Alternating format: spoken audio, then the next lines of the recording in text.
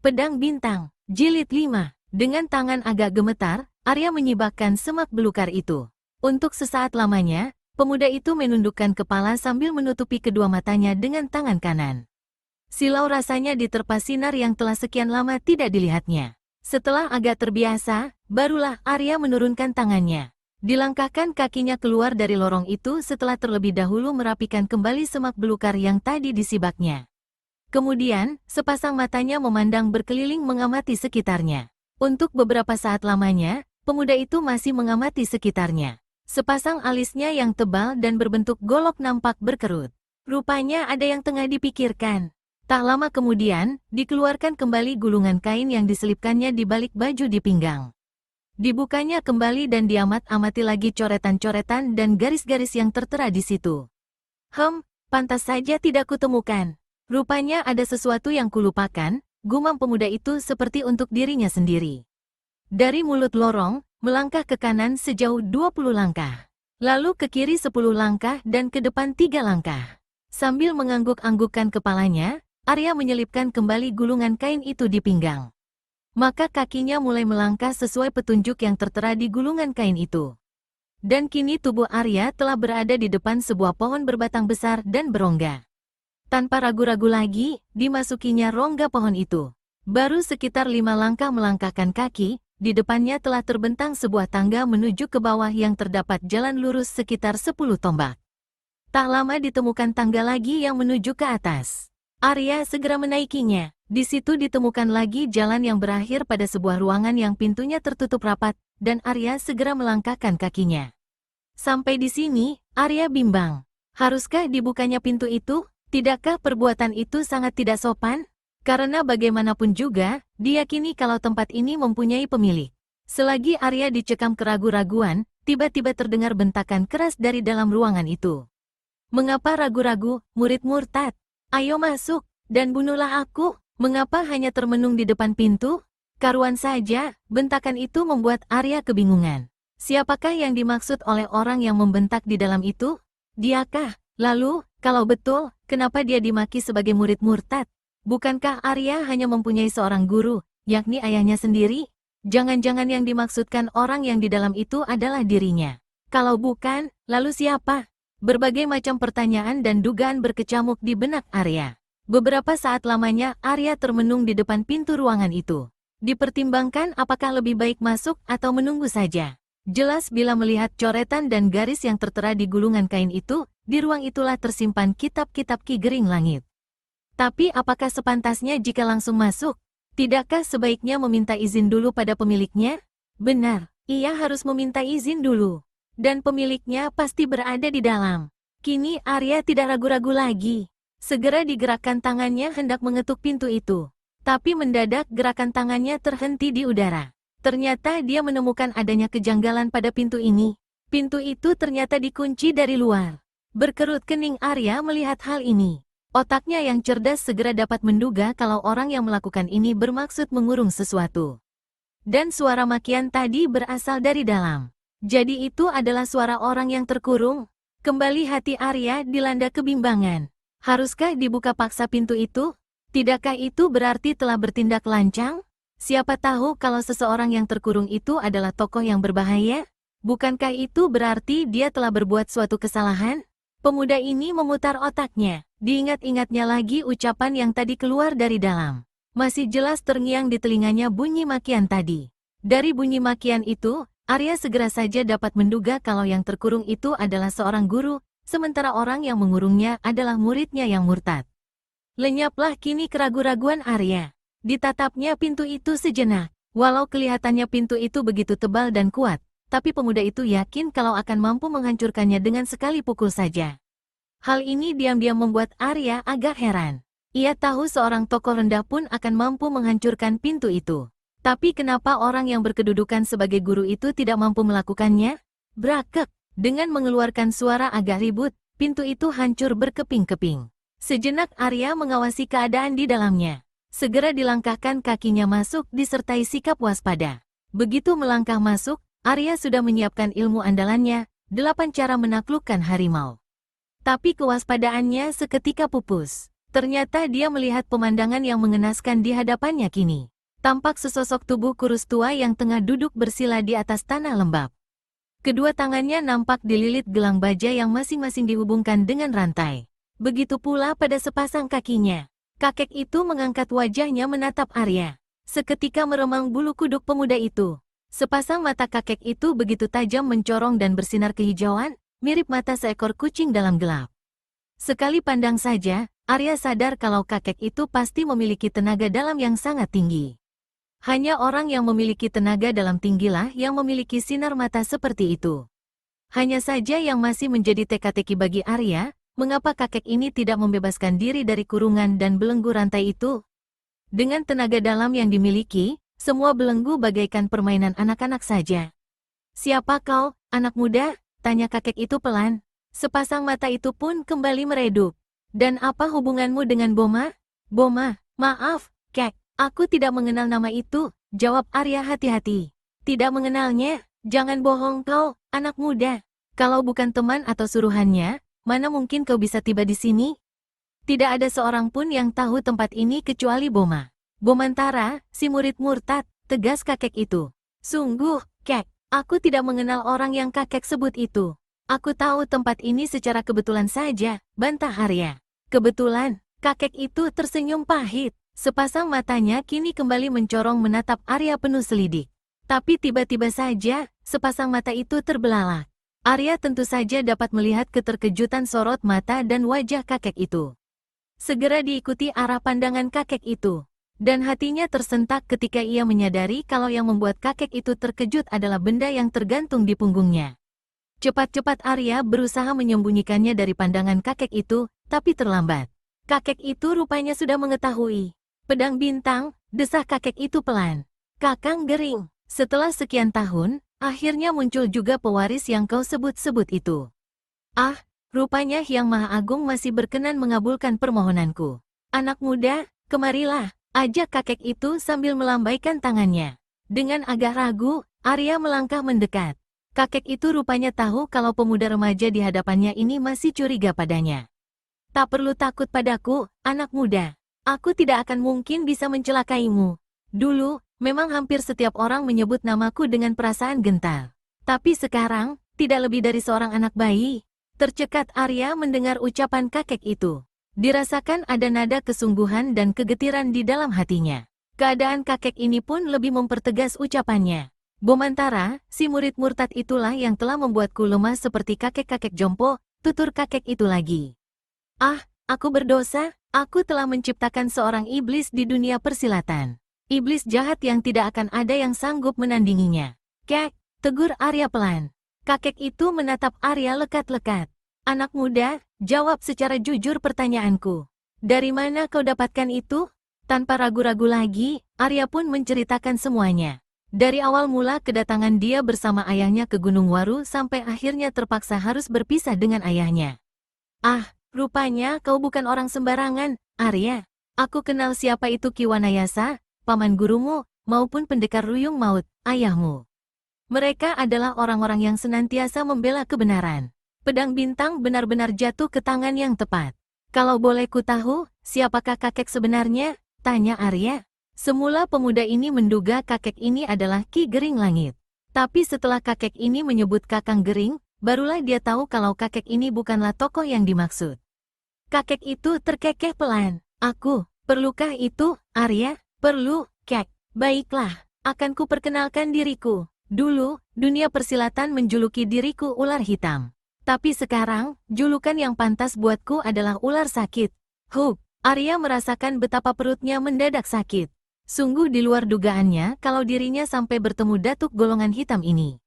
"Kau tidak usah takut, Arya. Seperti yang telah kukatakan tadi, sekarang aku telah menjadi seorang yang lemah seperti bayi," tegas kakek yang mengaku berjuluk ular hitam ketika melihat Arya yang wajahnya mendadak pucat. Penegasan kakek itu membuat keberanian Arya timbul. Ya, mengapa harus takut? Kakek ini, entah karena mengapa, kini telah menjadi orang lemah. Dan telah dilihatnya sendiri kenyataannya. Lagi pula, nampaknya kakek itu tidak bermaksud jahat padanya. Apalagi yang harus dikhawatirkan? Maka ia pun melangkah maju menghampiri. "Mengapa bisa begitu, Kek, tanya Arya ingin tahu. Ceritanya cukup panjang, Arya. Kau akan bosan mendengarkannya. Tidak, Kek. Baiklah, ujar ular hitam mengalah. Sejenak suasana hening, sementara kakek itu memulai ceritanya. Sekitar 17 tahun yang lalu, aku memungut murid yang bernama Bomantara. Karena kulihat dia memiliki bakat yang amat baik untuk mempelajari ilmu silat. Ku gembleng dia dengan sungguh-sungguh dan kuwariskan seluruh ilmu yang kumiliki. Sejenak ular hitam terdiam, sepertinya tengah mencari napas untuk menguatkan perasaannya. Sementara itu, Arya Buana hanya diam penuh perhatian. Pada suatu ketika, kakak kandungku, Ki Gering Langit, singgah menjumpaiku. Dia menitipkan kitab-kitab ilmu silatnya di sini dengan pesan agar diberikan kepada orang yang nanti membawa pedang bintang. Kembali kakek yang berjuluk ular hitam ini menghentikan ceritanya. Ditatapnya wajah Arya Buana dalam-dalam. Sedangkan Arya Buana tak kuasa untuk membalas tatapan itu. Aku meminta pada Ki Gering Langit untuk menurunkan sebagian dari ilmu-ilmunya kepada Bomantara. Pada mulanya dia berkeberatan, tapi karena terus kudesak, akhirnya ia pun memberikan sebuah kitab padaku untuk diberikan pada Bomantara. Sehabis itu, ia pun pergi. Tapi sungguh di luar dugaan kalau Bomantara itu ternyata mengkhianatiku. Bersama-sama Raja Racun pencabut nyawa yang sangat membenciku, ia mencelakaiku. Sebentar ular hitam menghentikan ceritanya, lalu menarik napas panjang dalam-dalam. Matanya sedikit berkaca-kaca, seperti menahan perasaan yang amat dalam. Dengan keji mereka menjebakku untuk meminum racun yang membuatku jadi orang lemah selamanya. Racun itu akan menyerangku apabila mengerahkan sedikit saja tenaga dalam. Serangan yang begitu menyiksa. Itulah sebabnya mengapa aku tidak mampu membuka rantai ini dan pintu yang terkunci dari luar itu. Karena begitu ku mulai menyalurkan tenaga dalam, racun itu pun langsung menyerangku. Arya tercenung begitu kakek itu telah menyelesaikan ceritanya. Sungguh tidak diduga begitu pahitnya kenyataan yang dihadapi si ular hitam. Dikhianati muridnya sendiri, dengan tingkat kepandaiannya yang sekarang, dapat kupastikan tidak ada satupun tokoh yang sanggup menghadapinya, tak terkecuali para datuk persilatan, kecuali kakak kandungku, Ki Gering Langit.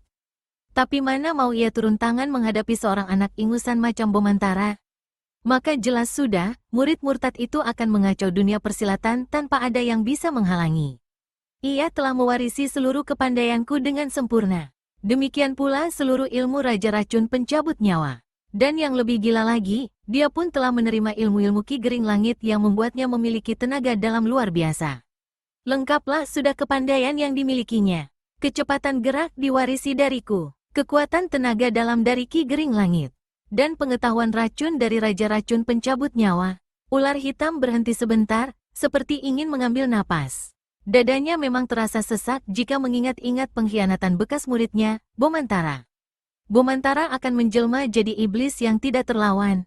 Dan semua ini akibat salahku yang tidak bisa menangkap hati orang. Bertahun-tahun aku mohon pada Hyang Maha Agung agar segera mengirimkan orang yang menurut kakakku akan membawa pedang bintang. Waktu itu aku sudah hampir putus asa menunggunya. Sungguh tidak kusangka kalau Hyang Maha Agung akhirnya mengabulkan permohonanku dengan mengutusmu ke sini, Arya, jelas ular hitam lagi.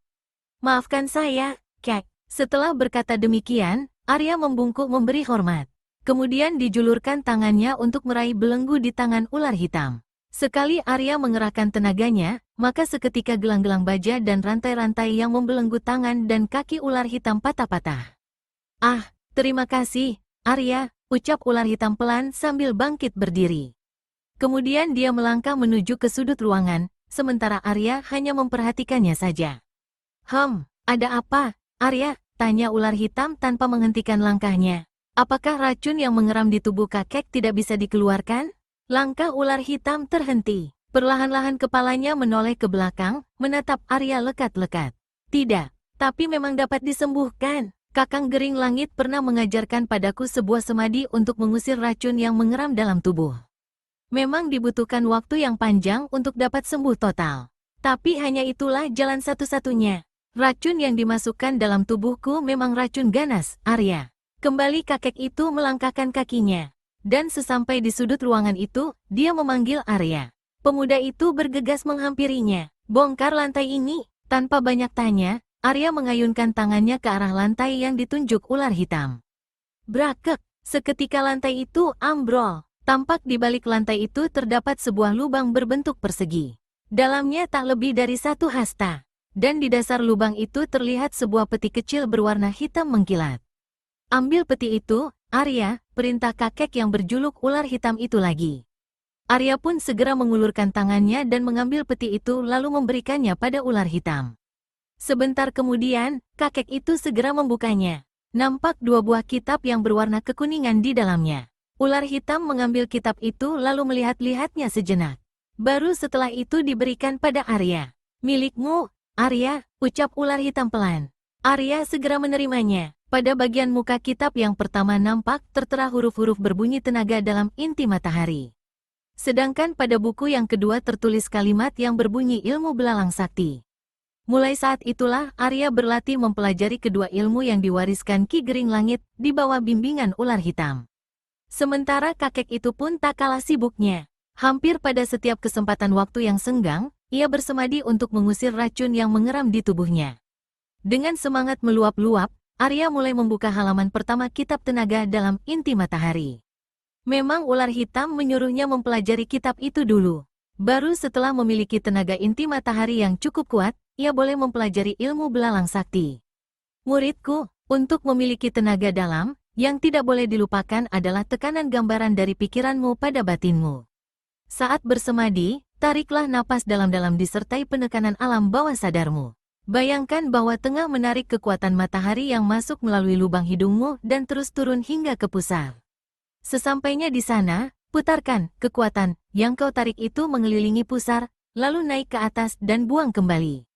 Itulah yang harus kau camkan, muridku. Dengan tekun dan sungguh-sungguh, Arya pun mengikuti petunjuk itu. Tidak hanya pelajaran semadi saja yang terdapat di kitab itu. Sikap kuda-kuda dan pernapasan juga diajarkan. Pada minggu-minggu pertama, tidak ada hal-hal aneh dirasakan Arya, selain hawa hangat yang senantiasa berputar di pusarnya. Tapi pada minggu-minggu selanjutnya, Arya mulai merasakan hal lain yang diterimanya. Setiap pagi sehabis bangun tidur, sekujur tubuhnya terasa panas sekali.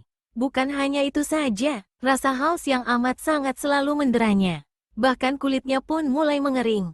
Ular hitam pun mengetahui apa yang dialami Arya. Dan dia tahu betul kalau hal itu karena pemuda itu belum bisa mengendalikan tenaga itu. Dia juga tahu kalau hal itu paling lama hanya berlangsung sebulan. Jika Arya mengalami demikian, itu hanyalah suatu proses. Maka ular hitam pun membiarkannya saja. Dan memang, kejadian yang dialami Arya itu hanya berlangsung 3 minggu. Dan setelah itu, semuanya kembali seperti biasa. Setahun kemudian, Arya baru diperkenankan mempelajari kitab ilmu belalang sakti. Ilmu itu ternyata terdiri dari 2 jurus, jurus 8 langkah belalang, dan jurus belalang mabuk. Setelah sampai pada kitab pelajaran ilmu ini, Arya mulai menjumpai kesulitan.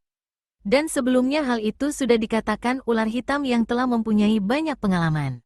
Setelah memperhatikan kedua jurus itu, dia segera tahu kalau Arya tidak akan dapat menguasainya dengan baik. Jurus itu harus dilakukan dalam keadaan tidak sadar.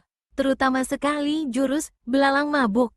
Bila ingin menguasai dengan baik dan memainkannya dengan sempurna, Arya harus mabuk. Arya, sapa ular hitam pada suatu pagi ketika Arya tengah berlatih kedua ilmu itu. Di tangan kakek itu tergenggam sebuah guci dari perak. Ya, kek, pemuda itu langsung menghentikan latihannya. Aku sungguh tidak habis pikir, kenapa Kakang Gering memberikan ilmu itu padamu. Dan bila ingin memainkannya dengan baik, kau harus mau tidak mau bergantung pada arak. Tapi yang jelas, dia telah matang memikirkan semua itu. Buktinya, sebelum pergi dia telah menitipkan guci arak ini padaku untuk diberikan pada orang yang membawa pedang bintang. Setelah berkata demikian, kakek itu lalu memberikan guci arak tersebut pada Arya. Pemuda itu lalu mengulurkan tangannya menerima guci itu. Diperhatikannya sejenak, kemudian ditimang-timangnya. Coba mainkanlah kedua ilmu itu dengan guci ini, Arya, perintah ular hitam.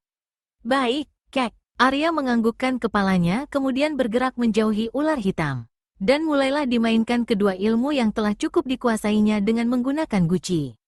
Diam-diam Arya merasa kaget. Dengan adanya guci di tangan, gerakannya jadi lebih hidup. Sesekali kedua tangannya memeluk guci itu. Sedangkan tubuhnya meliuk-liuk aneh. Di lain saat, ia menyerang dengan menggunakan guci itu.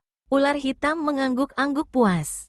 Cukup, Arya. Pemuda itu menghentikan latihannya. Disusut peluh yang membasahi leher dan dahinya sebelum menghampiri kakek itu. Satu hal yang luar biasa pada guci ini, Arya, ucap kakek itu lagi. Guci ini bukanlah guci sembarangan dan merupakan guci pusaka. Ia tidak akan hancur oleh apapun, baik oleh senjata maupun oleh pukulan yang mengandung tenaga dalam. Oh, benarkah itu, Kek? Tanya Arya setengah tidak percaya. Kakek itu menganggukkan kepalanya. Ya, aku sendiri telah membuktikannya. Dulu guci ini pernah kupukul dengan pengerahan seluruh tenaga dalamku. Hasilnya, 0 besar. Jangankan pecah, retak pun tidak. Hebat, desa pemuda itu takjub. Dan yang lebih hebat lagi, guci ini mampu membuat arak yang masuk ke dalamnya menjadi arak keras. Dan ini menguntungkanmu, Arya. Karena apabila telah menguasai tenaga dalam inti matahari dan ilmu belalang sakti, berguci-guci arak pun tidak akan mampu membuatmu mabuk, kecuali arak keras. Tapi dengan keistimewaan guci ini, arak yang paling ringan pun akan menjadi arak keras. Dan tentu saja, langsung akan membuatmu mabuk. Urai ular hitam panjang lebar. Arya hanya mengangguk-anggukkan kepalanya. Pedang Bintang, Jilid 6. Waktu berlalu tak terasa. Kadang seperti merayap lambat bagai langkah seekor siput, tapi kadang pula seperti melesat laksana kelebatan anak panah. Tak terasa sudah 5 tahun Arya berada di tempat si ular hitam, untuk berlatih ilmu-ilmu yang diwariskan Ki Gering Langit. Kini Arya telah menjelma menjadi seorang pemuda yang tegap dan berdada bidang. Bentuk wajahnya yang memang sudah terlihat jantan, semakin bertambah jantan karena rahangnya yang kokoh. Rambutnya yang dulu berwarna hitam, sekarang berubah menjadi putih keperakan. Mungkin karena pengaruh tenaga dalam inti matahari dan ilmu belalang sakti. Usia Arya kini 20 tahun. Arya, tegur ular hitam pagi itu. Wajah kakek ini yang dulu agak gelap, sudah bersih lagi, suatu tanda kalau racun yang berada di tubuhnya sudah lenyap. Ya, Kek, jawab Arya yang tetap memanggil ular hitam seperti itu karena memang kakek itu tidak mau dipanggil guru. Kakek rasa sudah cukup rasanya kau menggembleng diri. Sudah tiba saatnya bagimu untuk mengamalkan apa yang dipelajari di sini untuk kepentingan orang banyak. Kakek kini telah lega melepasmu pergi. Besok kau boleh meninggalkan tempat ini. Tapi, Kek, Arya mencoba membantah. Tidak ada tapi-tapian lagi, Arya, tegas ular hitam. Ingat, kau banyak mempunyai tugas yang harus diselesaikan. Mencari Bomantara, ibumu juga ayahmu. Dan juga kalau aku tidak salah, Kakang Gering memberimu tugas pula, bukan? Benar, Kek, Arya mengangguk. Nah, kalau begitu, apalagi yang memberatkanmu meninggalkan tempat ini?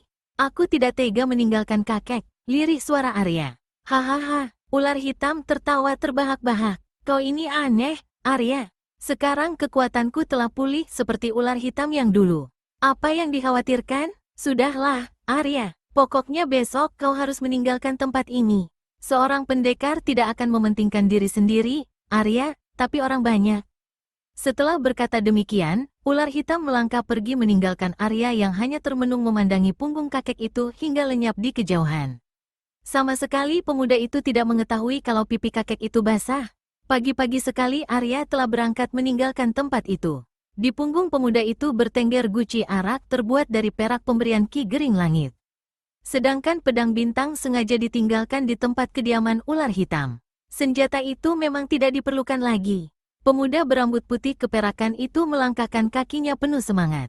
Tujuannya yang pertama kali adalah mencari ayahnya. Dia juga ingin tahu apa yang terjadi terhadap ayahnya sejak ia meninggalkannya 5 tahun lalu. Apakah yang dikhawatirkan oleh ayahnya itu akan terjadi? Beberapa hari kemudian sampailah pemuda itu di mulut sebuah desa. Maka dipercepat langkah kakinya. Perutnya kini terasa lapar bukan main. Hanya satu yang diinginkan, makan. Akan tetapi, Arya mengerutkan keningnya melihat suasana desa itu yang lengang. Semua pintu dan jendela nampak tertutup rapat. Ada apa ini? Tanya Arya dalam hati sambil mengamat-amati sekelilingnya. Sing! Arya terkejut mendengar desingan benda tajam yang menuju ke arahnya. Dari suaranya, pemuda ini sudah bisa memperkirakan benda tajam yang terlontar itu adalah pisau. Maka dibiarkan saja senjata gelap itu mengenainya. Pemuda ini tahu dengan tingkat tenaga dalam yang dimilikinya sekarang ini, serangan itu sama sekali tidak berarti apa-apa. Takek, dengan telak, senjata gelap itu menghantam tubuhnya, dan langsung runtuh ke tanah. Seolah-olah yang dihantamnya bukanlah tubuh manusia, melainkan gumpalan baja. Begitu serangan pisau itu kandas, tiba-tiba terdengar suara langkah-langkah kaki berlarian menuju ke arah Arya. Pemuda ini kontan menoleh. Tampak puluhan orang menyerbu ke arahnya. Di tangan mereka tergenggam berbagai macam senjata seperti pisau, golok, kapak, pacul, dan sekop. Melihat pakaian dan senjata yang digunakan, Arya segera saja dapat menduga kalau mereka itu adalah penduduk desa ini. Hanya saja yang masih menjadi tanda tanya besar, mengapa para penduduk itu tiba-tiba menyerangnya? "Tahan!" teriak Arya keras. Akan tetapi, para penduduk yang tengah marah itu tidak mempedulikan teriakan Arya. Mereka terus saja maju menerjang. Arya segera menyadari kalau saat ini terjadi kesalahpahaman antara dirinya dengan mereka. Maka ia tidak akan bersikap keras. Setiap serangan yang datang, pemuda itu hanya berusaha menghindar saja. Apalagi setelah melihat serangan mereka. Pemuda ini tahu kalau penyerangnya kebanyakan tidak menguasai ilmu silat. Arya hanya menggunakan jurus 8 langkah belalang saja yang mempunyai kegunaan untuk mengelakkan serangan lawan. Dengan langkah sempoyongan dan gerak tubuh meliuk-liuk, dielakkan semua serangan itu sekaligus dirampasnya senjata para pengeroyoknya. Hanya sekejap saja Arya telah membuat senjata para pengeroyoknya berpindah tangan, sebagian dipegang, sebagian lagi berserakan di tanah. Karuan saja hal itu membuat para pengeroyoknya terbengong-bengong. Tapi hanya sebentar saja, karena di lain saat mereka sudah menyerbu kembali dengan tangan kosong. Itu setelah terdengar perintah dari orang yang paling depan yang berusia setengah baya dan berkumis tebal. Kini Arya tahu, maka mau tidak mau mereka harus segera dirubuhkan. Namun demikian, tetap saja pemuda itu tidak ingin melukai mereka. Digerak-gerakkan tangannya perlahan saja dan dikerahkan sebagian kecil dari tenaganya. Akibatnya hebat sekali. Dari kedua tangan Arya keluar angin keras berhawa hangat. Sehingga para pengeroyok itu terlempar ke belakang dan jatuh bergulingan di tanah, kecuali si kumis tebal itu. Dia hanya terhuyung-huyung ke belakang. "Tahan!" bentak Arya keras begitu dilihat para pengeroyoknya itu masih ingin bangkit dan menyerang lagi. Sengaja Arya mengerahkan tenaga dalam waktu berteriak sehingga membuat mereka tertegun. "Mengapa kalian semua menyerangku? Apa salahku?" tanya Arya penasaran. Si kumis tebal tersenyum mengejek. Diperhatikan sebentar pemuda berpakaian ungu di hadapannya. "Tidak usah pura-pura, anak muda. Bukankah kau utusan si harimau mata satu untuk memata-matai kami?" "Ah, kalian salah paham. Aku bukanlah utusan si harimau mata satu. Aku Arya yang kebetulan lewat sini."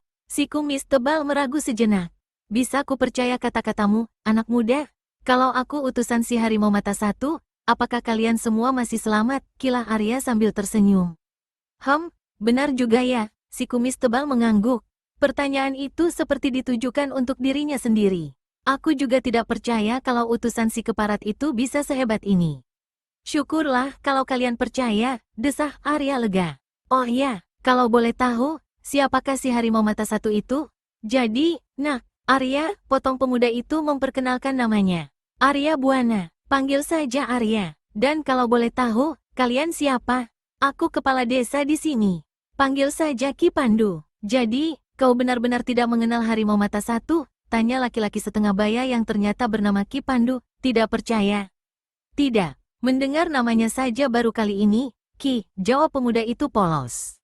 "Ah, rasanya mustahil. Orang sesakti Nak Arya ini tidak pernah mendengar namanya. Si harimau mata satu terkenal sekali. Dia adalah pemimpin gerombolan perampok yang amat kejam. Biasanya hanya beroperasi di hutan. Dia waktu itu tidak berani menyerbu desa-desa karena masih banyak perguruan silat yang beraliran lurus dan pendekar-pendekar pembela kebenaran. Tapi kini, sejak siluman tengkorak putih muncul untuk menghancurkan perguruan-perguruan silat dan membunuh para pendekar, si harimau mata satu berani meninggalkan sarangnya. Desa demi desa mereka datangi. Bagi desa yang tidak bersedia tunduk, tidak segan-segan untuk dibumi hanguskannya. Kemarin desa kami kedatangan utusan mereka yang meminta agar takluk. Setiap musim panen, kami diwajibkan membayar upeti. Bahkan setiap minggu minta disediakan 2 orang gadis cantik.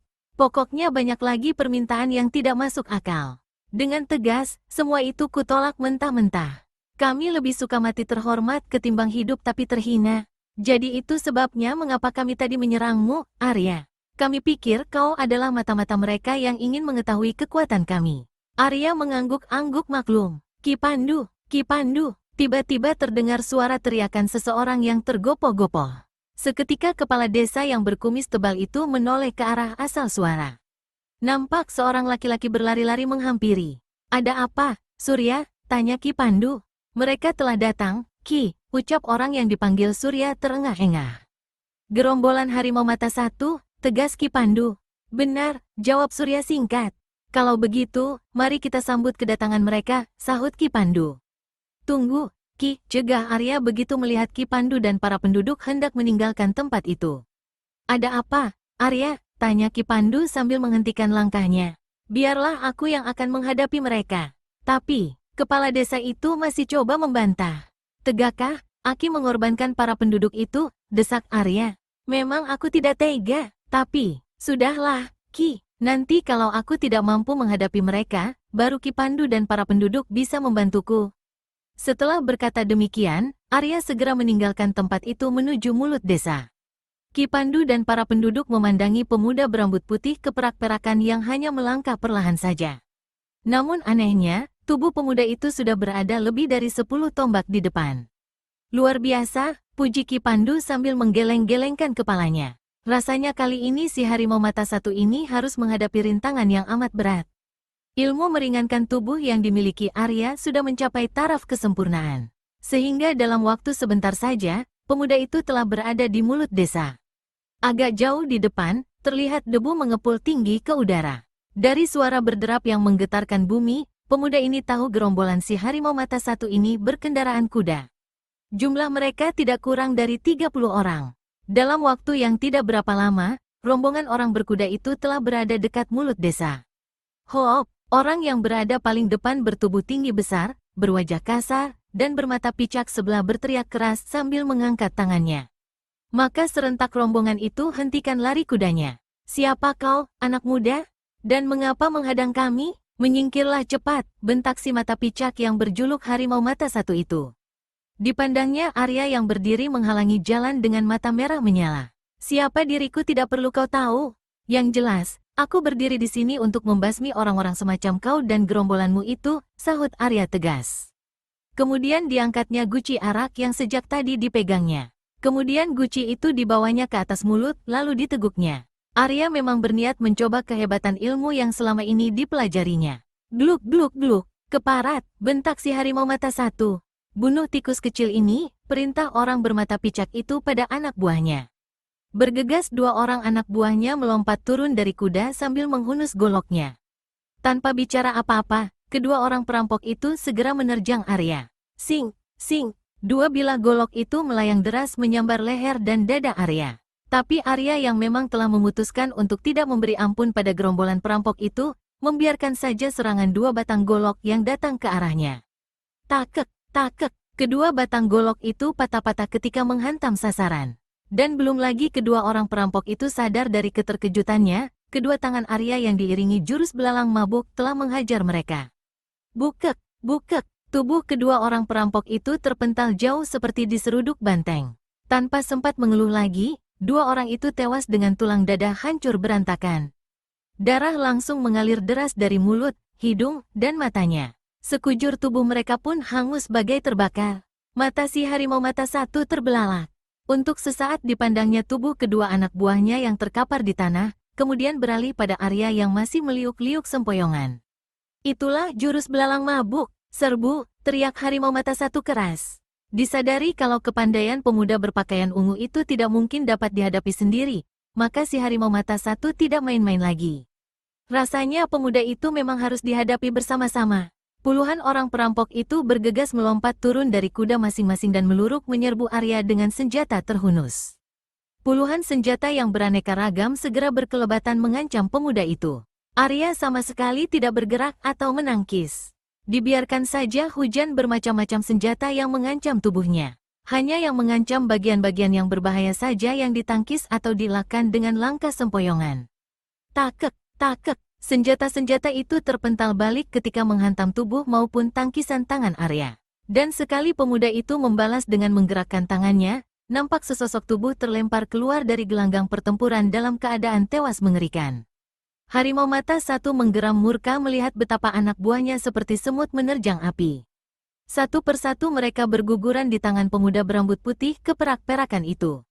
Dengan perasaan geram, dikeluarkan senjata andalannya, sebuah rantai baja panjang yang di ujungnya terdapat bola berduri. Hiya, sambil berteriak nyaring, harimau mata satu melompat turun dari kudanya. Diputar-putarnya rantai berujung bola berduri itu sebentar sebelum diarahkan pada Arya.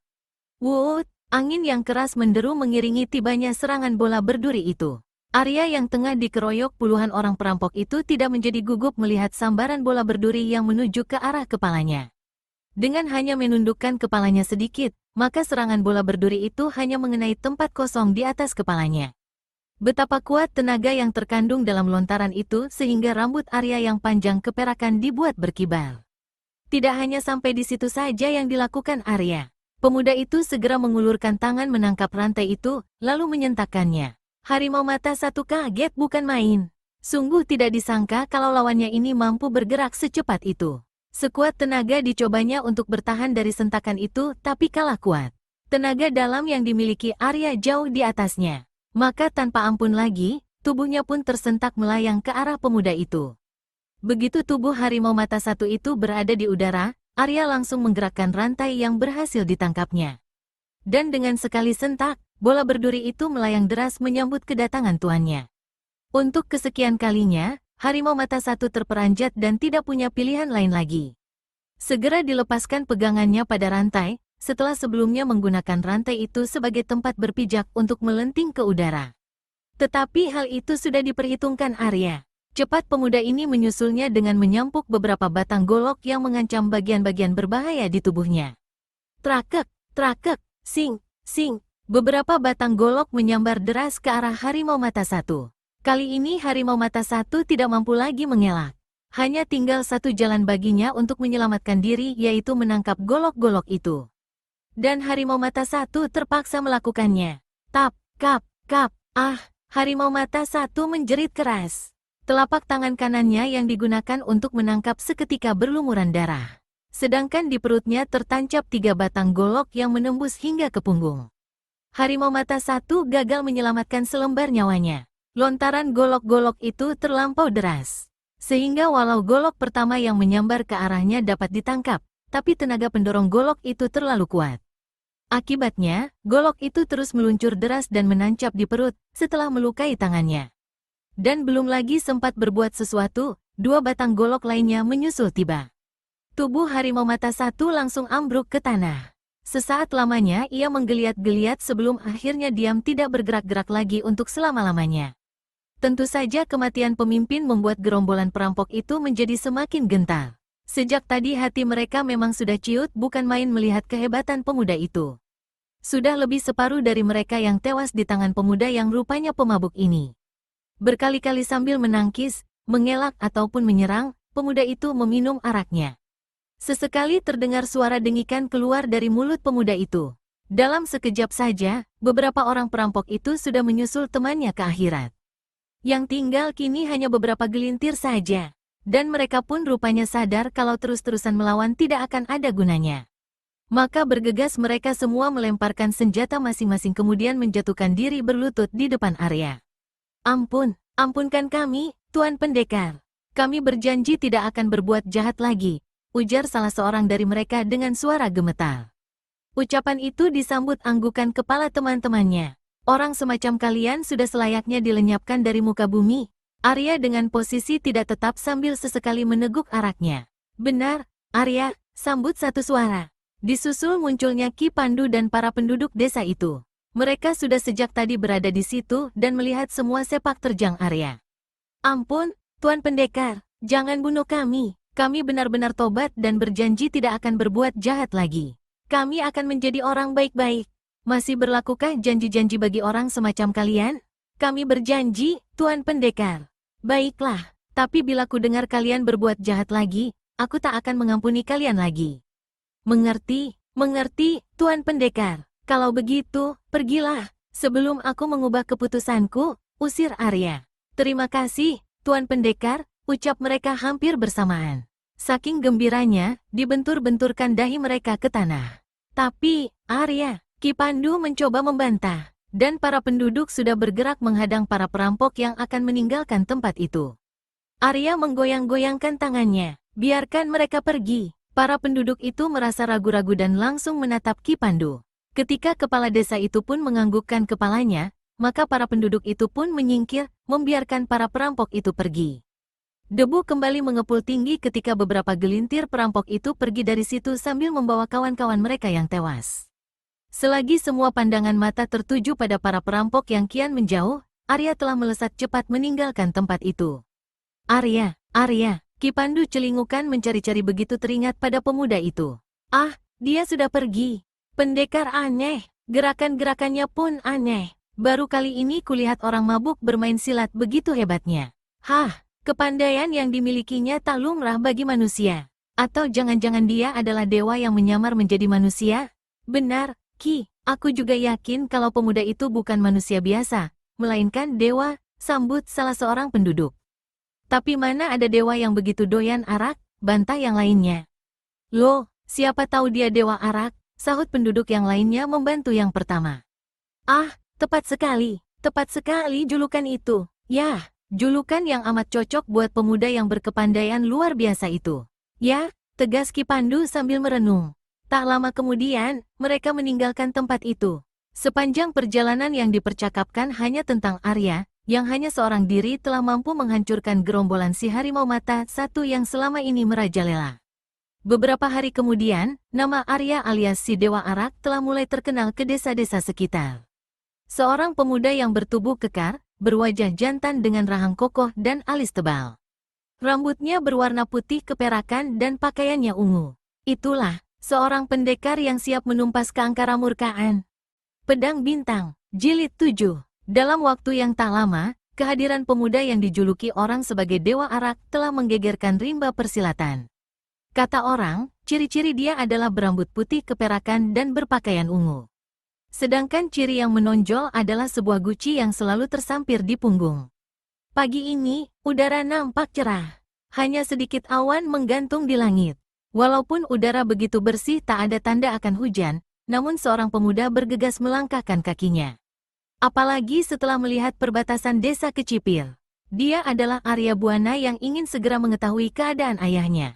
Pemuda ini khawatir terjadi sesuatu pada ayahnya. Ucapan Ki Pandu waktu itu telah mengganggu pikirannya. Katanya, siluman tengkorak putih telah mengganas, membunuhi para pendekar dan menghancurkan perguruan-perguruan silat yang beraliran putih. Kata-kata itu kembali terngiang di telinga Arya Buana. Tetapi sebelum kakinya mencapai perbatasan desa, sebuah bisikan halus membuat dia harus menghentikan langkahnya. Dik Arya. Arya Buana menoleh ke arah asal suara. Dan dari balik kerimbunan semak-semak, terlihat sebuah kepala tersembul. Untuk sesaat lamanya, alis pemuda berbaju ungu ini berkerut. Rasanya pernah melihat wajah ini, tapi kapan dan di mana, ia lupa. Aku Satria. Ah, Kak. Kini Arya teringat di mana pernah bertemu pemuda itu, di mana lagi kalau bukan di perguruan tangan sakti yang bermarkas di Gunung Waru. Dik Arya, sudah demikian besarnya dirimu. Hampir-hampir saja aku lupa. Kang Satria, bagaimana kabarmu? Tanya Arya gembira sehingga bersuara agak keras.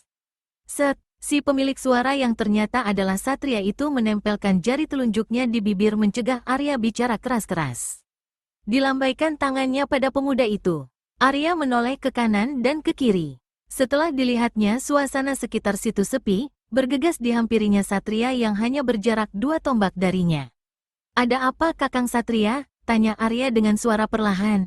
Nanti saja aku ceritakan. Sekarang kau ikut aku saja, ajak Satria. Arya meragu sejenak. Sayang sekali, Kang. Kalau sekarang aku tidak bisa ikut, aku masih ada urusan. Wajah Satria mendadak murung. Aku tahu Arya. Kau ingin menjumpai ayahmu, kan? Syukurlah kalau Kakang sudah tahu, desak Arya pelan. Dia memang merasa tidak enak melihat wajah Satria yang murung begitu menolak ajakannya.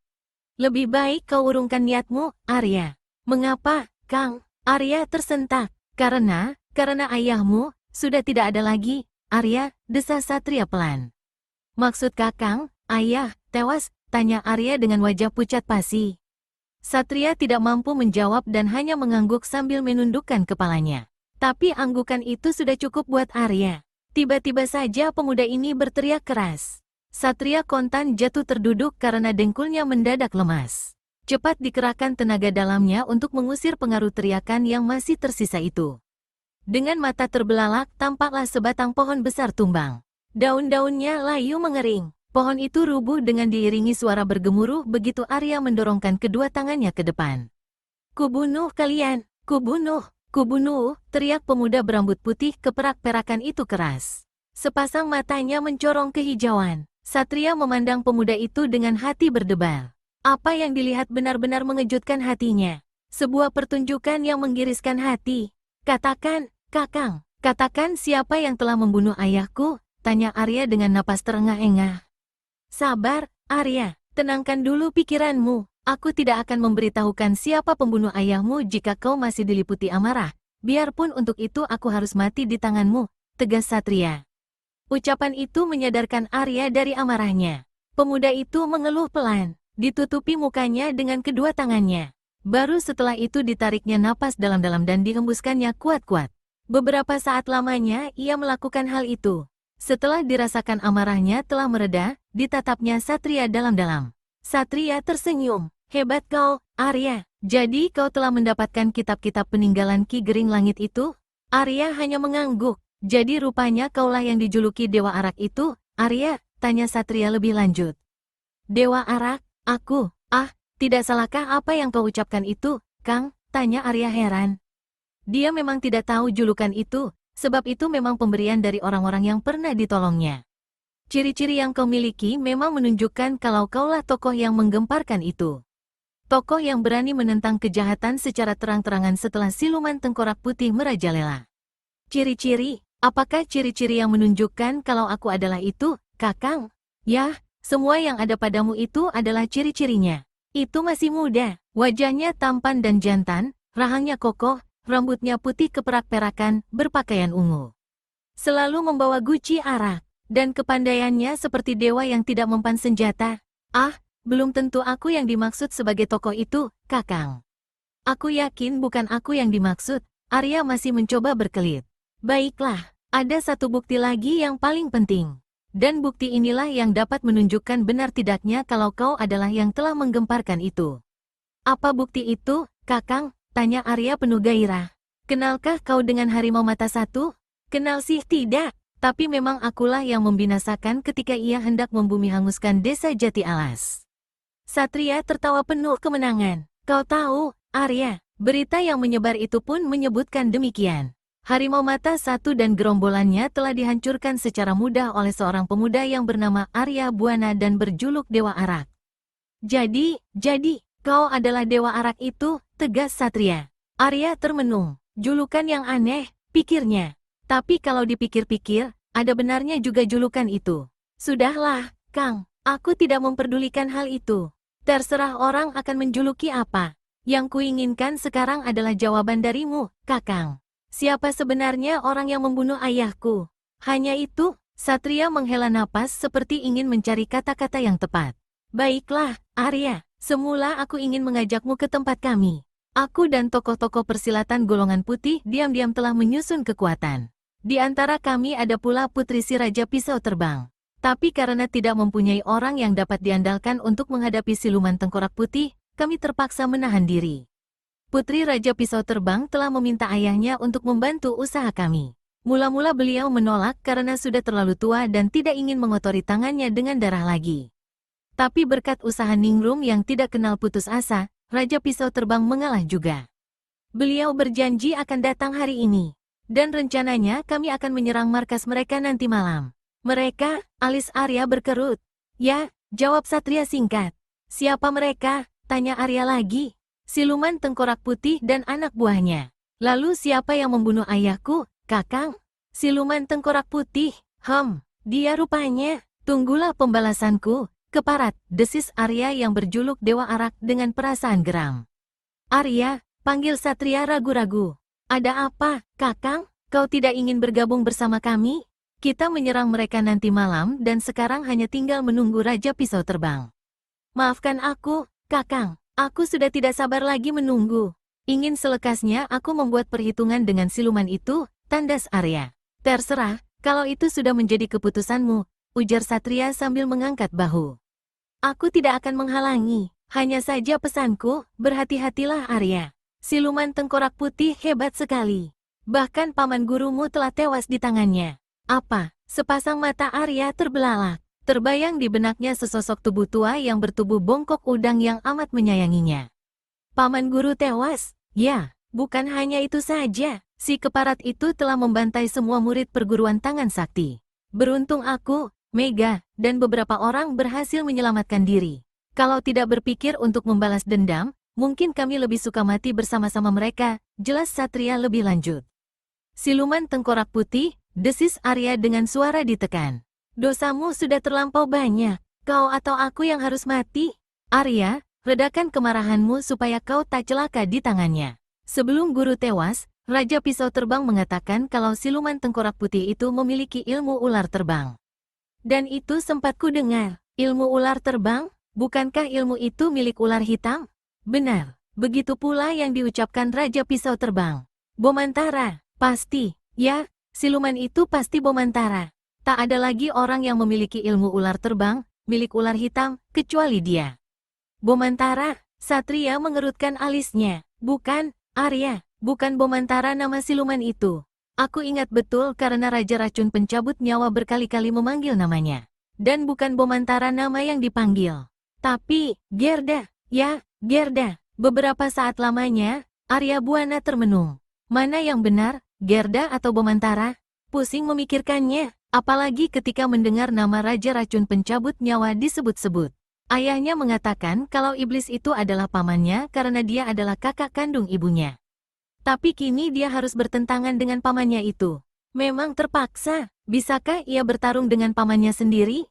Lalu di manakah markas mereka, Kang? Tanya Arya tak ingin memikirkan masalah itu. Di rumahmu yang dulu, sahut Satria mengalah. Kalau begitu aku pergi dulu, Kang. Setelah berkata demikian, tanpa menunggu jawaban Satria, tubuh Arya melesat. Sebentar saja yang terlihat hanyalah titik hitam yang akhirnya lenyap di kejauhan. Arya, Ki Pandu celingukan mencari-cari begitu teringat pada pemuda itu. Ah, dia sudah pergi. Pendekar aneh, gerakan-gerakannya pun aneh. Baru kali ini kulihat orang mabuk bermain silat begitu hebatnya. Hah, kepandaian yang dimilikinya tak lumrah bagi manusia. Atau jangan-jangan dia adalah dewa yang menyamar menjadi manusia? Benar, Ki, aku juga yakin kalau pemuda itu bukan manusia biasa, melainkan dewa, sambut salah seorang penduduk. Tapi mana ada dewa yang begitu doyan arak, bantah yang lainnya. Loh, siapa tahu dia dewa arak, sahut penduduk yang lainnya membantu yang pertama. Ah, tepat sekali julukan itu. Yah, julukan yang amat cocok buat pemuda yang berkepandaian luar biasa itu. Ya, tegas Ki Pandu sambil merenung. Tak lama kemudian, mereka meninggalkan tempat itu. Sepanjang perjalanan yang dipercakapkan hanya tentang Arya, yang hanya seorang diri telah mampu menghancurkan gerombolan si harimau mata satu yang selama ini merajalela. Beberapa hari kemudian, nama Arya alias si Dewa Arak telah mulai terkenal ke desa-desa sekitar. Seorang pemuda yang bertubuh kekar, berwajah jantan dengan rahang kokoh dan alis tebal. Rambutnya berwarna putih keperakan dan pakaiannya ungu. Itulah, seorang pendekar yang siap menumpas keangkaramurkaan. Pedang Bintang, Jilid 8. Beberapa saat lamanya, Arya Buana memperhatikan keadaan rumah tempat tinggalnya dari atas cabang sebuah pohon. Tampak halaman depan bangunan besar itu sepi. Hanya ada beberapa orang yang nampak berjaga-jaga. Itu pun kelihatannya tidak sungguh-sungguh. Ah, hari sudah hampir gelap, desah Arya dengan perasaan tidak sabar. Matahari memang sudah condong ke barat. Bercak-bercak kemerahan nampak menyemburat di ujung barat sana. Pemuda berambut putih keperakan ini tidak sabar lagi. Cepat dia melompat turun dari pohon itu dan bergerak mendekati tembok. Hanya dengan sebuah totolan ujung kaki yang ringan di tanah, tembok batu itu telah terlompati. Hup! Ringan seperti jatuhnya seekor kucing, didaratkan kedua kakinya di tanah. Siluman tengkorak putih, keluar kau, teriak Arya dengan suara keras. Karuan saja, teriakan itu mengejutkan para penjaga. Langsung saja mereka datang mengurung pemuda berbaju ungu itu. Sementara yang dikurung tenang-tenang saja sambil menenggak araknya. Gluk gluk gluk, dia pasti Dewa Arak, desah salah seorang dari penjaga itu. Yang membasmi gerombolan harimau mata satu itu, tanya yang lainnya. Benar, jawab orang itu lagi. Terdengar suara mendengus dari mulut Arya Buana. Suara dengusan itu menyadarkan para penjaga akan tujuan datang ke situ. Apalagi kalau bukan membalas dendam? Bukankah itu adalah Arya Buana, anak dari Tribuana alias pendekar Ruyung Maut? Dan kini serempak para penjaga itu menyerbu Dewa Arak dengan senjata di tangan. Arya Buana yang tahu kalau nanti akan berhadapan dengan banyak lawan tidak mau bersikap main-main lagi. Langsung saja dikeluarkan ilmu andalannya. Jurus 8 langkah belalang dan jurus belalang mabuk. Guci di tangan dan semburan araknya semua ikut ambil bagian. Sesekali di tengah hujan serangan lawannya, Arya tenang-tenang saja meminum araknya. Prakek, tukek, prat, ah. Dalam segebrakan saja, 3 orang penjaga kembali menjadi korban amukan Arya. Yang seorang tewas dengan kepala pecah terhantam guci arak. Seorang lagi pecah ubun-ubunnya terkena totokan jari pemuda berambut putih keperakan itu. Sedangkan yang lain lagi tewas dengan leher berlubang terkena semburan araknya. Jerit kematian saling susul. Kemana Arya bergerak, di situ pasti ada lawan yang tewas. Tak lama kemudian habislah para pengeroyoknya. Sebuah tawa yang pelan, berat, dan bergaung segera menyambutnya begitu lawannya yang terakhir rubuh. Hahaha, Arya cepat menoleh ke arah asal suara tawa itu. Di depannya dalam jarak sekitar 3 tombak berdiri 2 sosok tubuh. Sosok pertama bertubuh pendek tapi kekar, berambut awut-awutan, dan bermata merah. Menilik ciri-cirinya, Arya dapat menduga kalau si pendek kekar ini adalah kakak ibunya. Dialah Raja Racun Pencabut Nyawa. Sosok kedua bertubuh tinggi kurus, berselubung putih dan berpakaian juga serba putih. Inilah rupanya siluman tengkorak putih yang menggemparkan itu. Dipandanginya tokoh yang menggemparkan ini penuh perhatian. Dan betapa kagetnya Arya ketika melihat sorot mata siluman tengkorak putih itu. Sorot mata itu begitu tajam mencorong dan berdinar kehijauan. Persis mata seekor kucing dalam gelap. Inikah putra pendekar Ruyung Maut itu, Paman? Pemuda yang dulu membawa lari pedang bintang, tanya siluman tengkorak putih pada Raja Racun Pencabut Nyawa. Betul, Gerda, jawab Raja Racun itu. Kakang Satria benar, gumam Arya pelan. Nama iblis itu bukan Bomantara melainkan Gerda. Tapi kalau bukan Bomantara mengapa menguasai ilmu ular terbang? Hahaha, hanya sekian sajakah ilmu yang diterimanya dari Ki Gering Langit? Kalau dulu ku tahu, tidak akan sudi aku bersusah payah untuk mendapatkannya. Siluman tengkorak putih, bentak Arya geram. Kau harus bayar nyawa ayahku. Setelah berkata demikian, Arya segera melompat menerjang siluman tengkorak putih. Menyadari kelihayan lawan, sekali menyerang Arya sudah menggunakan ilmu andalannya. Guci di tangannya menyambar deras ke arah kepala lawannya. Melihat Arya telah menerjang siluman tengkorak putih, Raja Racun Pencabut Nyawa segera menghindar dari situ. Sedangkan siluman tengkorak putih yang begitu melihat sambaran guci itu segera menundukkan kepalanya. Untunglah sambaran guci itu lewat beberapa rambut di atas kepalanya. Malah pakaian dan selubung yang dikenakan siluman itu sampai berkibar, begitu sambaran guci itu menyambar tempat kosong. Suatu tanda kalau tenaga yang mengayunkan guci itu sangat kuat. Tidak hanya itu saja yang dilakukan siluman tengkorak putih alias Gerda ini. Secepat ia mengelak, secepat itu pula balas menyerang dengan sodokan tangan bertubi-tubi pada ulu hati dan leher Arya. Arya Buana alias Dewa Arak buru-buru memiringkan kepalanya, maka serangan yang menuju lehernya mengenai tempat kosong. Sedangkan serangan yang menuju ulu hati ditangkisnya dengan tangan kiri disertai pengerahan seluruh tenaga. Plakek, sebuah benturan keras terdengar. Akibatnya, tubuh siluman tengkorak putih terhuyung mundur 2 langkah. Sedangkan tubuh Arya yang berada di udara terlempar ke udara. Namun dengan manis, tubuhnya melenting di udara kemudian laksana seekor kucing, kedua kakinya hinggap di tanah. Jurus, ular terbang, teriak kaget. Walau siluman tengkorak putih itu baru mengeluarkan beberapa gerakan, Arya langsung mengenalinya. Pandangan matamu awas juga, tikus kecil, ejek siluman tengkorak putih. Baru kali ini dalam adu tenaga ia sampai terdorong 2 langkah. Hal ini membuatnya penasaran bukan main. Tapi ingin ku tahu apakah kau pun mampu mengenali yang ini. Setelah berkata demikian, siluman tengkorak putih kembali menyerang dengan sebuah tendangan lurus ke arah pusar.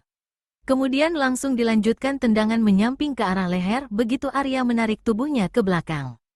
Tidak berhenti di situ, lalu disusul tendangan yang dilakukannya sambil memutar tubuh. Tendangan kilat, desah Arya kaget. Itulah ilmu milik Ki Gering Langit yang diwariskan kepada Bomantara. Cepat-cepat dilakukan tendangan itu dengan jurus 8 langkah belalang. Tidak salah lagi, Pasti kau Bomantara. Mendadak siluman tengkorak putih menghentikan gerakannya. Jahanam, dari mana kau tahu nama itu? Heh, memang sudah lama aku mencari-carimu, manusia keparat.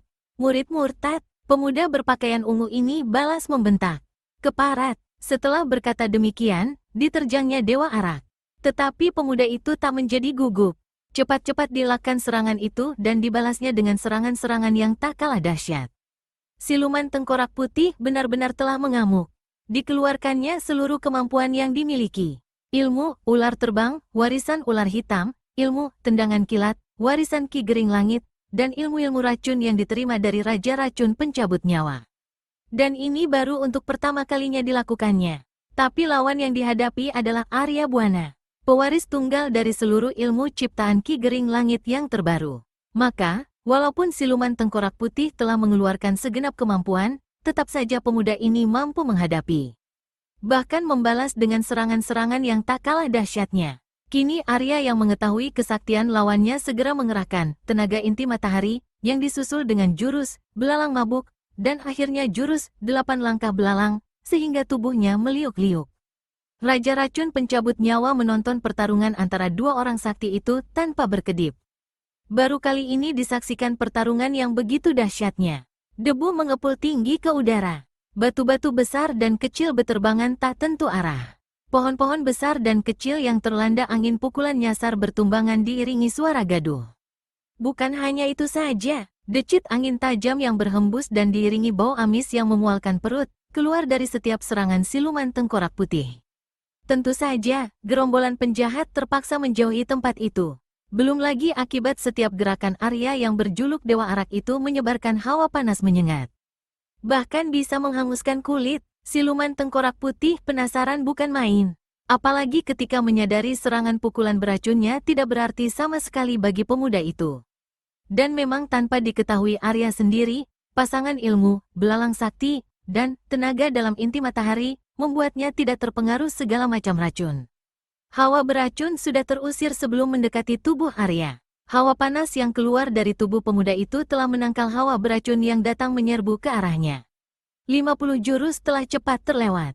Tapi tidak nampak ada tanda-tanda siapa yang akan terdesak dan siapa yang akan mendesak.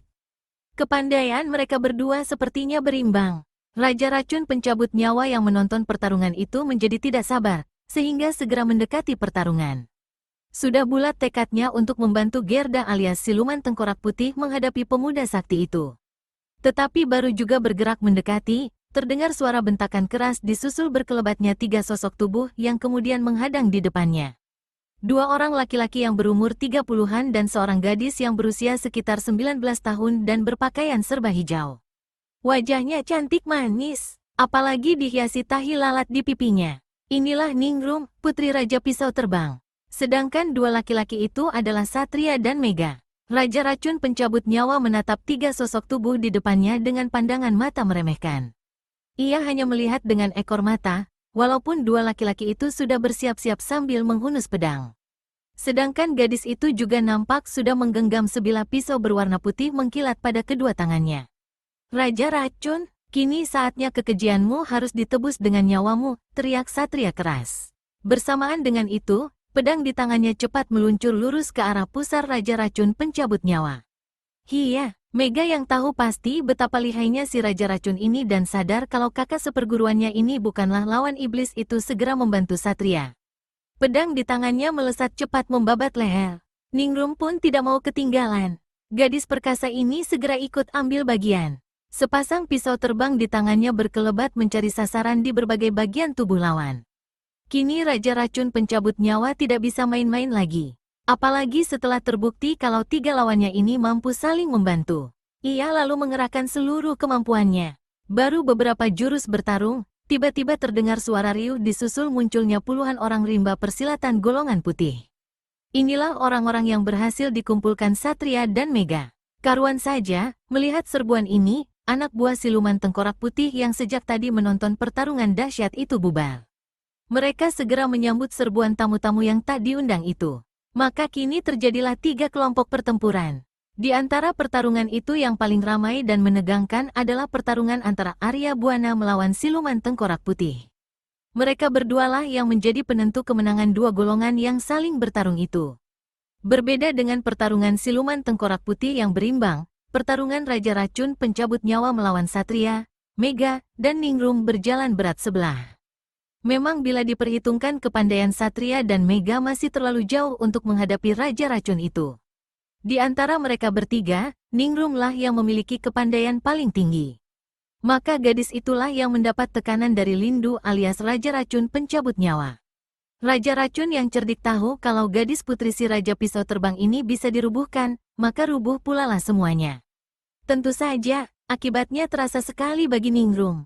Memang gadis ini masih kalah segala-galanya dibanding lawannya. Kalah tenaga, kelincahan, dan juga pengalaman. Gadis putri Raja Pisau Terbang ini pun segera terdesak. Sepasang pisau terbang di tangannya kini hanya dapat digunakan untuk melindungi dirinya.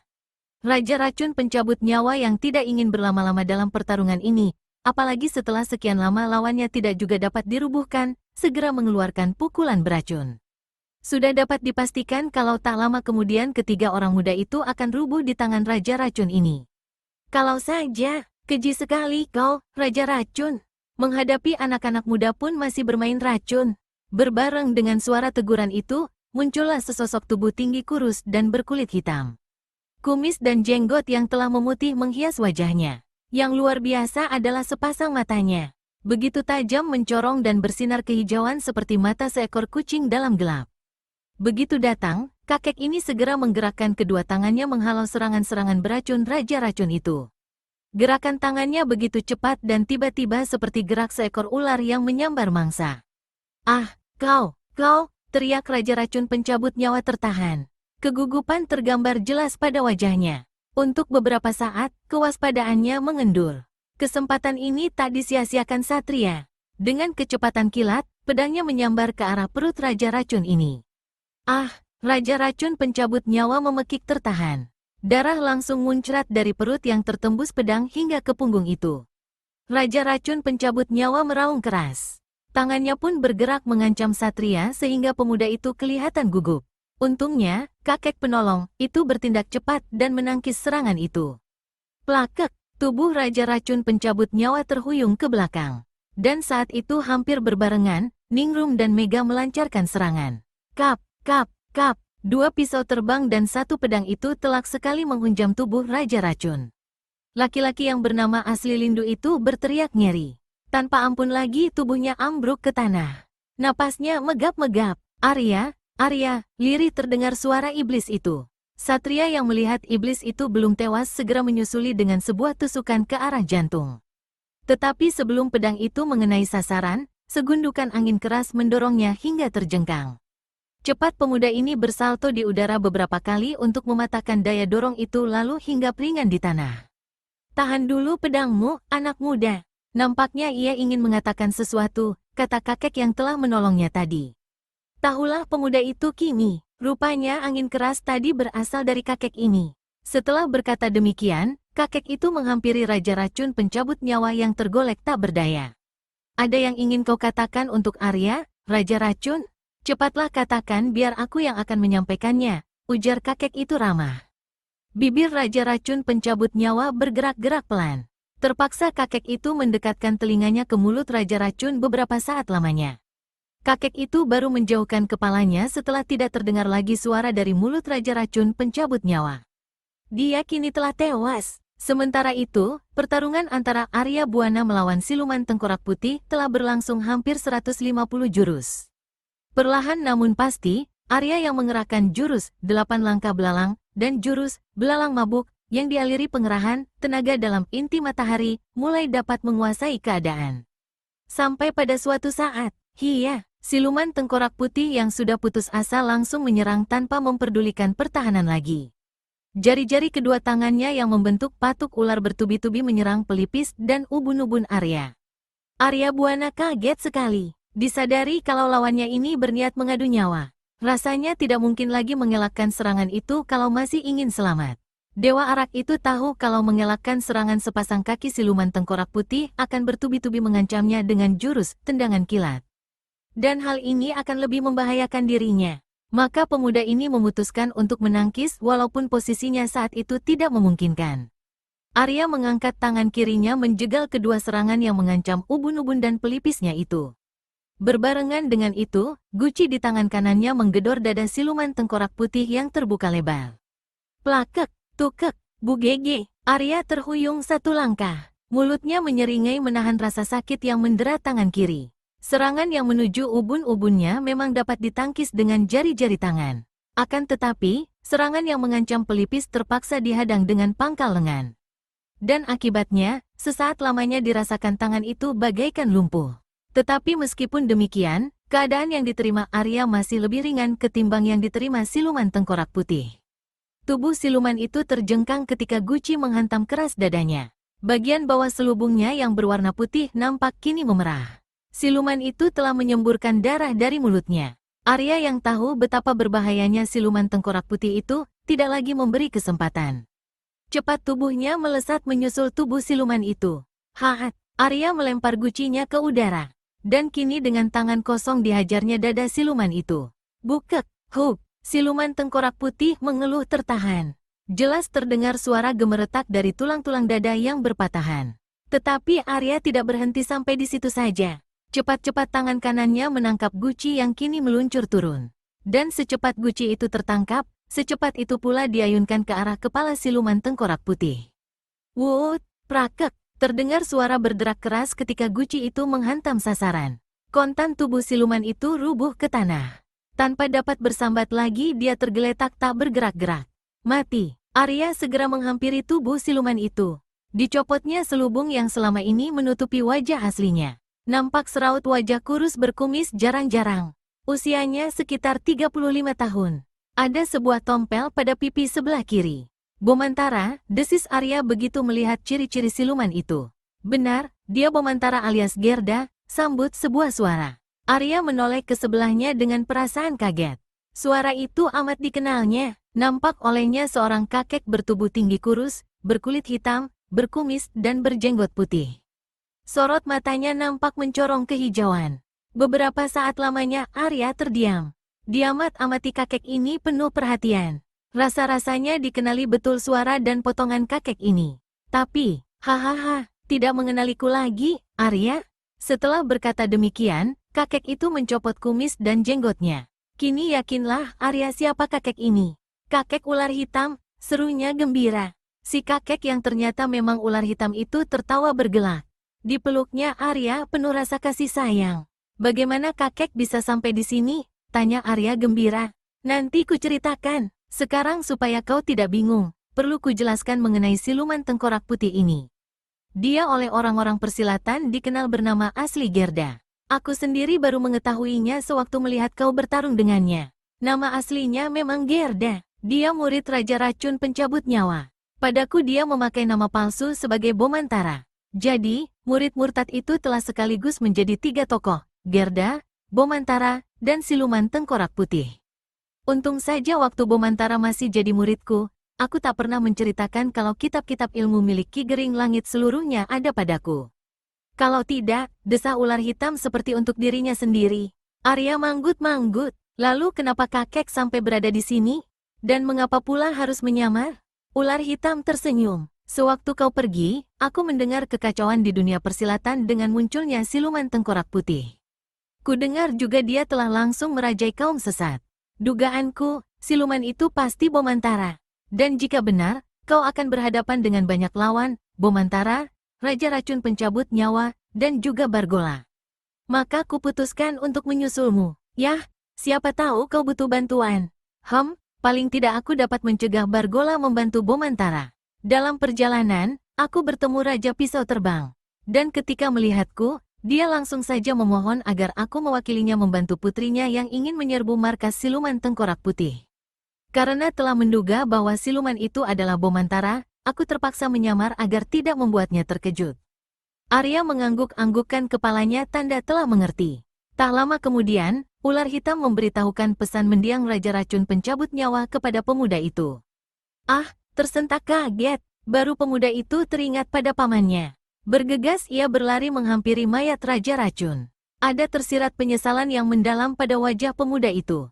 Biar bagaimanapun juga, orang itu adalah pamannya sendiri. Arya berjongkok di depan mayat Raja Racun itu. Dipandanginya sosok yang telah kaku itu dengan perasaan sedih. Bagaimanapun jahatnya pamannya itu, tapi di saat-saat terakhir telah tumbuh kasih sayang kepada keponakannya.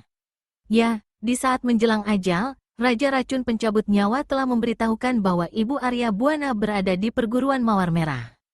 Tanpa ragu-ragu lagi, Arya pun mengulurkan tangan dan memondong tubuh pamannya itu. Perlahan-lahan ia bergerak bangkit dan berjalan meninggalkan tempat itu. Seiring tewasnya siluman tengkorak putih, pertarungan langsung berhenti. Para anak buah siluman itu sadar bahwa tidak ada gunanya melawan lagi. Maka mereka segera melarikan diri. Yang tidak sempat melarikan diri segera menyerah untuk mencari selamat. Sejak Arya berhasil merubuhkan siluman tengkorak putih, pandang mata Ningrum tidak lepas-lepasnya menatap wajah pemuda berambut putih keperakan itu. Jantungnya berdetak aneh. Berkali-kali ia mencuri-curi pandang. Ia baru mengalihkan perhatian ketika Satria memanggilnya. Dan sewaktu menoleh lagi ke arah Dewa Arak dan ular hitam berada, keduanya telah lenyap. Betapapun Ningrum mengedarkan pandangannya, tetap saja tidak terlihat pemuda berpakaian ungu itu lagi. Mencari siapa, Ningrum? Tanya Satria heran melihat gadis itu celingukan ke sana kemari. Orang yang mengalahkan siluman tengkorak putih, sahut gadis itu gugup. Oh, Arya Buana, si Dewa Arak yang kuceritakan padamu. Ingat, Ningrum manggut-manggut. Lalu kemana dia sekarang? Satria celingukan sebentar. Dia sudah pergi, Ningrum. Pergi, tanya Ningrum. Ada nada kekecewaan dalam suaranya. Dengan lunglai dilangkahkan kakinya meninggalkan tempat itu. Terasa seperti ada sesuatu yang hilang dari hatinya, seiring perginya pemuda gagah bernama Arya Buana yang dijuluki Dewa Arak. Sementara itu, di sebuah tempat yang jauh dari keramaian, seorang pemuda berwajah jantan dan berambut putih keperakan perlahan-lahan meninggalkan sebuah gundukan tanah merah yang masih baru. Jelas, pemuda itu adalah si Dewa Arak. Kini dengan langkah pasti, pemuda berpakaian ungu itu melanjutkan perjalanannya. Banyak tugas yang menantinya sebagai seorang pendekar.